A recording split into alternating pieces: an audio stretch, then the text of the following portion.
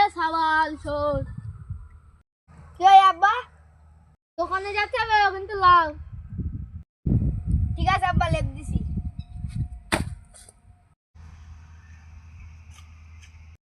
আব্বা কি আনতে যেতে হবে?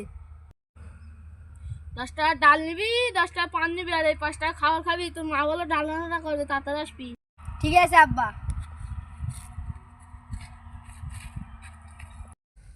এই লে বন্ধু টেক্কা।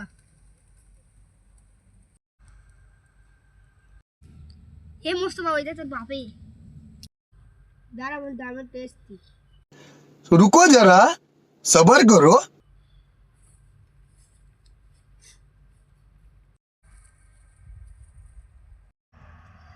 এ নাও 300 টাকার ডাল নেবা, 200 টাকার পান নেবা, আর এই 500 টাকা তোমার। আচ্ছা। कौन है ये लोग?